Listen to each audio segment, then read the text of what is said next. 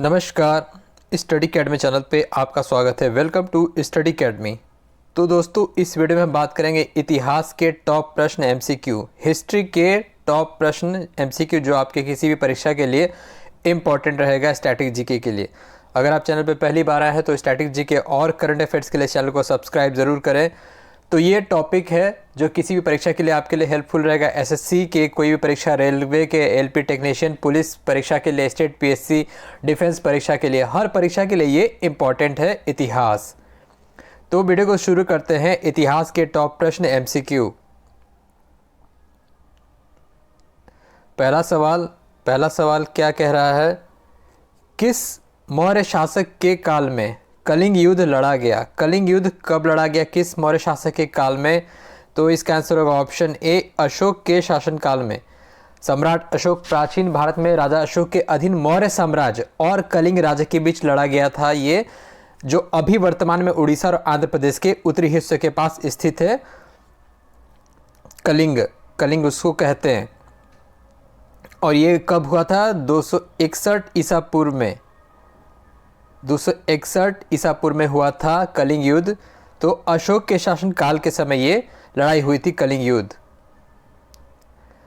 Next है, भारत सरकार अधिनियम 1858 के बाद भारत किसकी अधीनता में आया? तो इसका सही जवाब होगा ऑप्शन बी, महारानी एलिजाबेथ प्रथम, क्वीन एलिजाबेथ फर्स्ट। तो ईस्ट इंडिया कंपनी जो है, इसका जो अंत हुआ था 1858 में ही इसका अंत हुआ था। उसके बाद जो भारत का प्रशासन है, इंडियन एडमिनिस्ट्रेशन, वो क्राउन के डायरेक्ट कंट्रोल में चला गया था, जो रानी रहती थी उस समय। और उसी समय गवर्नर जनरल को वाइसरॉय बनाया गया। जो गवर्नर जनरल थे उसी समय वाइसरॉय बनाया गया। जो भारत के पहले वाइसरॉय थे, कौन थे? Lord Canning. Lord Canning Bharat के पहले वाइसरॉय थे। तो इसका आंसर होगा महारानी एलिजाबेथ प्रथम। नेक्स्ट है, किस वंश के शासनकाल में नादिर शाह दिल्ली पर आक्रमण किया था? इसका सही जवाब होगा ऑप्शन सी, मुगल वंश। मुगल वंश के शासनकाल में नादिर शाह ने दिल्ली पर आक्रमण किया था। मुगल डायनेस्टी, नादिर शाह जो कि 1736 से 1747 ईरान के शाह रहे थे। 1736 से 47 तक ईरान के शाह रहे थे नादिर शाह। ये भी सवाल आता है कि नादिर शाह किस देश के शाह ये रहे थे? तो ईरान इसका आंसर होगा। नेक्स्ट है, किस कांग्रेस सत्र के बाद कांग्रेस खिलाफत स्वराज पार्टी का निर्माण हुआ? तो इसका सही जवाब होगा ऑप्शन डी, गया सत्र। जो गया का कांग्रेस अधिवेशन था, गया सत्र कब हुआ था? 1922 में। और इसकी अध्यक्षता किसने की थी? चित्तरंजन दास ने गया कॉन्फ्रेंस, जो कांग्रेस का अधिवेशन हुआ था, उसकी अध्यक्षता की थी। और उसी समय ये हुआ था जो कांग्रेस खिलाफत स्वराज पार्टी का निर्माण हुआ था। नेक्स्ट है, हड़प्पा सभ्यता का शहर धोलावीरा किस राज्य के शुष्क द्वीप पर स्थित है? तो इसका सही जवाब होगा ऑप्शन सी, गुजरात। तो गुजरात के खादिर द्वीप पर स्थित है हड़प्पा सभ्यता का सबसे बड़ा उत्खनन है धोलावीरा। नेक्स्ट है, बुद्ध की जीवनी बुद्धचरित की रचना करने वाले कवि अश्वघोष किस शासक के दरबार में कवि थे? तो इसका सही जवाब होगा ऑप्शन डी, कनिष्क। कनिष्क जो थे अश्वघोष कवि, तो कनिष्क के शासक में दरबार कवि थे अश्वघोष। अश्वघोष जो दार्शनिक और कवि थे और संस्कृत नाटक के जनक भी थे। नेक्स्ट है, निम्न में से किस धरोहर स्थलों पर द्रविड़ शैली की वास्तुकला मिलती है? हम्पी, कोणार्क, खजुराहो या एलोरा? तो इसका सही जवाब होगा ऑप्शन ए, हम्पी।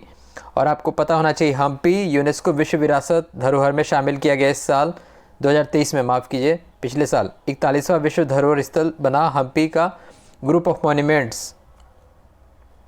नेक्स्ट है, निम्न में से कौन ब्रिटिश शासन भारत में सिविल सेवा के भर्ती होने वाले प्रथम भारतीय थे?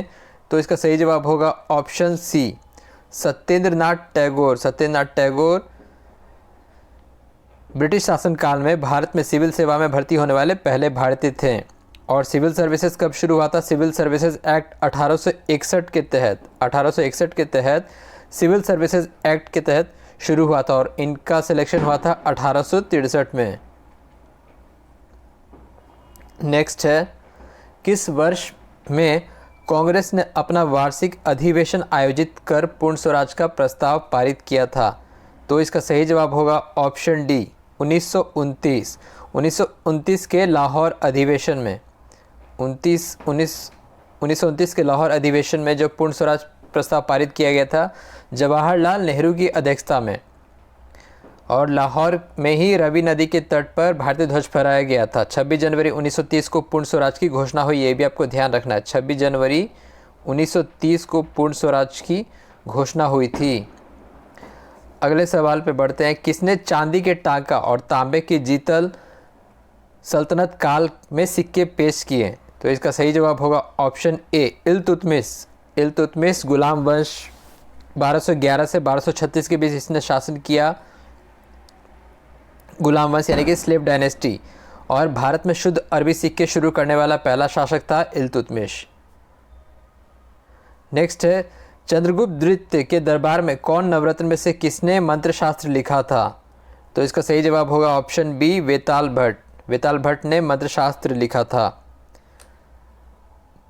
चंदेलों से जुड़े 3 सबसे महत्वपूर्ण शहर कौन कौन से थे? तो इसका सही जवाब होगा ऑप्शन से खजुराहो, कलंजर और महोबा। खजुराहो, कलंजर, महोबा। महोबा चंदेल की राजधानी रही। झांसी फोर्ट वही था। कलंजर जो कि रणनीतिक सैन्यगढ़ था, और चंदेल, खजुराहो तो आपको पता ही, चंदेल राजपूत राजवंश 9वीं से 13वीं शताब्दी तक बुंदेलखंड उनकी राजधानी रही चंदेलों की। नेक्स्ट है, मोहम्मद गौरी का वो सेनापति जिसने गुलाम वंश की स्थापना की थी? इसका सही जवाब होगा ऑप्शन ए कुतुबुद्दीन ऐबक। कुतुबुद्दीन ऐबक लाख बख्श के नाम से भी जाना जाता है। पोलो खेलने के दौरान इसकी मृत्यु हुई थी। इल्तुतमिश का कार्यकाल 1211, बालबन का कार्यकाल था 1266 से 87 तक। नेक्स्ट है, किस गुप्त शासक को सैन्य उपलब्धियों के लिए भारतीय नेपोलियन कहा जाता है? इसका सही जवाब होगा ऑप्शन बी समुद्रगुप्त। समुद्रगुप्त को भारतीय नेपोलियन कहा जाता है। 335 से 380 ईसा पूर्व तक शासन किया। इनके कार्यकाल में गुप्त साम्राज्य का विस्तार और समेकन हुआ।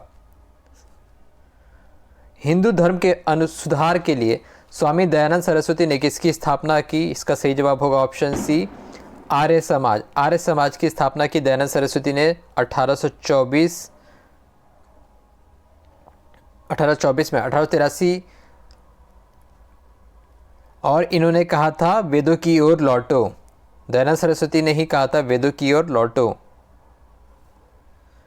किस महिला नेता ने द्वितीय गोलमेज सम्मेलन में भारत का प्रतिनिधित्व किया था?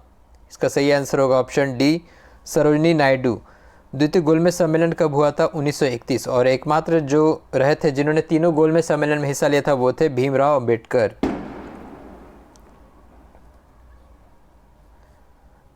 द्वितीय जैन परिषद वल्लभी में किसके अध्यक्षता में आयोजित की गई थी? इसका सही जवाब होगा ऑप्शन सी क्षमाश्रमण। क्षमाश्रमण 512 ईस्वी वल्लभी में देववर्धिनी और क्षमाश्रम ने पहला जैन परिषद की अध्यक्षता की थी। 300 ईसा पूर्व पाटलिपुत्र में आयोजित हुआ था, और अध्यक्ष स्थूलभद्र ने की थी जो पहला था जैन परिषद।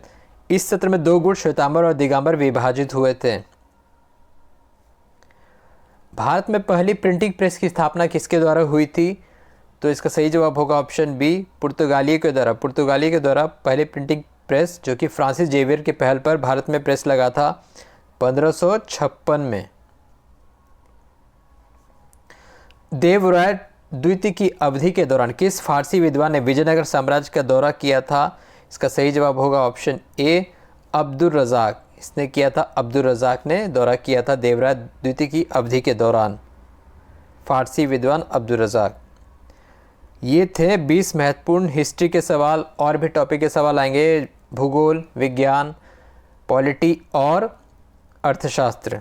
तो आप चैनल से जुड़े रहिए और बाकी के वीडियो ज़रूर देखिए। वीडियो देखने के लिए आपका धन्यवाद। Thank you.